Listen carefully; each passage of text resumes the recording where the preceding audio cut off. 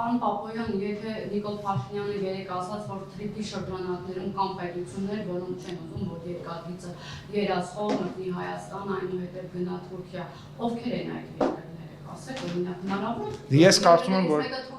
տեսեք, ես կարծում եմ, որ եթե վարչապետը երկրների անունները չի տվել, ուրեմն դա նպատակահարմար չէ, որ տանք։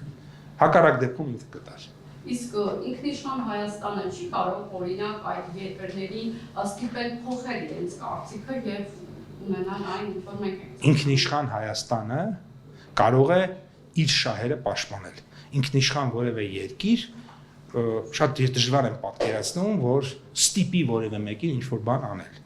Հենց դա է ինքնիշխանությունը նրա մեջ է, որ քեզ չեն կարողանում ստիպել, որ դու քո շահերի դեմ բան անես։ Ինքնիշխանությունը այն չի, որ դու ստիպես մյուսներին քո շահերի համար իրենց շահերը զոհեն։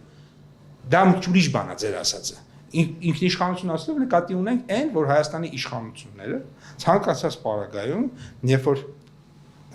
ինչ-որ հարց է առաջանում մեր շահերի եւ այլ երկրների շահերի, կարողանում են մինչեւ վերջ մեր երկրի շահերը պաշտպանել։ Ցավոք, միսմա պիտի ցավոք արձանագրեմ, մեր անկախության պատմության մեջ քիչ են այդ դեպքերը, որ մեր շահերն է պաշտպանվել բոլոր դեպքերում, որտեղ մենք տեսել ենք այդ որոշումները ոնց են կայացվել։ Ոնց են կայացվել, ընդ որում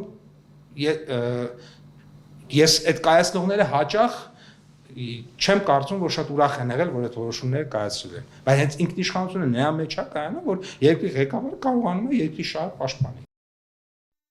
Հավանիչ տեսանյութը եւ բաժանորդագրվիչ նորությունները բաց չթողնելու համար։